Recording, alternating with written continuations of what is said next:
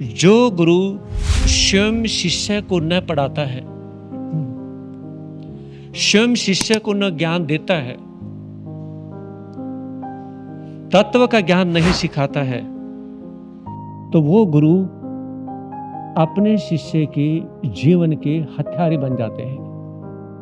जो अपने से जूनियर हैं उन्हें कुछ न कुछ देना चाहिए। जब हम संसार में कुछ न कुछ दे करके जाते हैं, किसी को सिखा करके जाते हैं, किसी को बताते हैं, तो वहां पर अच्छा रहता है।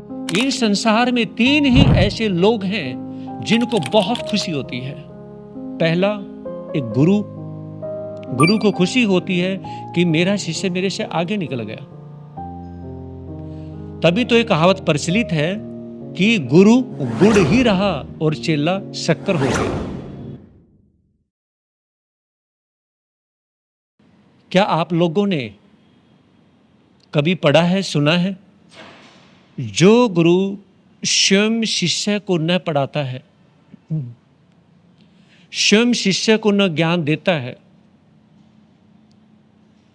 तत्व का ज्ञान नहीं सिखाता है, तो वो गुरु अपने शिष्य के जीवन के हत्यारे बन जाते हैं।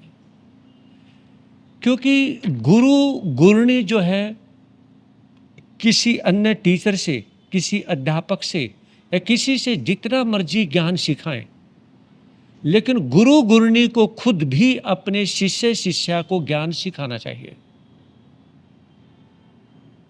और उसमें ज्ञान सिखाएं जिसमें यानी कि भक्तों से कोई लेना देना ना हो, जिसमें भक्तों से कोई मतलब ना हो, जिसमें भक्तों का आना जाना ना हो, तो उसमें यानी कि गुरु जो है उन अपने शिष्य शिष्या को ज्ञान सिखाए। तो जो गुरु शिष्य शिष्या को ज्ञान सिखाते हैं और आगे जा कर के जब शिष्य यानी कि सीखते सीखते अपने गुरु से भी आगे निकल जाते हैं, तो गुरु को बहुत बड़ी खुशी होती है। इन संसार में तीन ही ऐसे लोग हैं जिनको बहुत खुशी होती है। पहला, एक गुरु। गुरु को खुशी होती है कि मेरा शिष्य मेरे से आगे निकल गया। तभी तो एक कहावत प्रचलित है कि गुरु गुड़ ही रहा और चेला शक्कर हो गया। दूसरा यानी कि पिता और हमारी माता।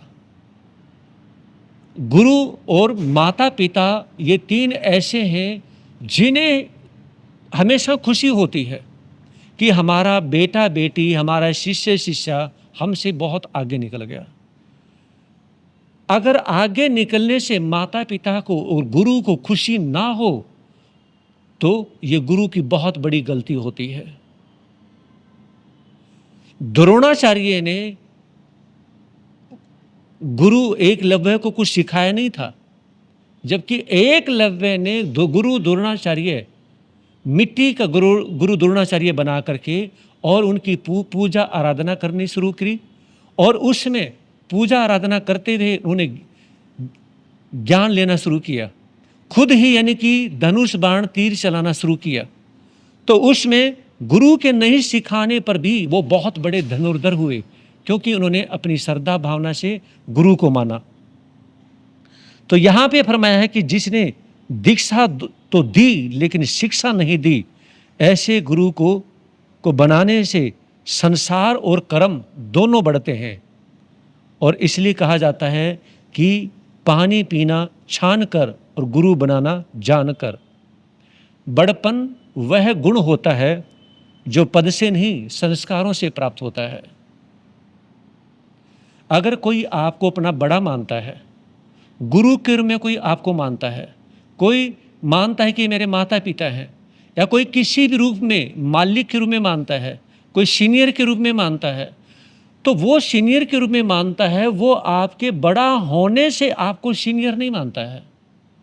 वो आपके पास में जो क्वालिटी है, आपके पास जो क्वांटिटी है, मतलब संस्कारों की क्वालिटी, संस्कारों की क्वांटिटी। तो जिस व्यक्ति के पास में संस्कारों की क्वालिटी है और उस क्वालिटी के बेस पर वो व्यक्ति बहुत ऊंचा उठ जाता है, तो बहुत सारे जूनियर व्यक्ति आते हैं, चारों तरफ से बादलों की तरफ घुमड़ घुमड़ करके आते हैं और उसके पास सीखने का प्रयास करते हैं। कोई उसके पास में सर्वेंट बन जाता है, कोई शिष्य बन जाता है, कोई कुछ बन जाता है। तो मेरे कहने का तात्पर्य है कि हमें यानी कि जो अपने से जूनियर हैं उन्हें कुछ न कुछ देना चाहिए।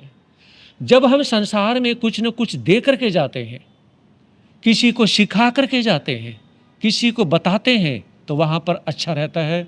तो इसलिए ये ध्यान रखें कि गुरु के प्रति समर्पित होने का भाव रखिए।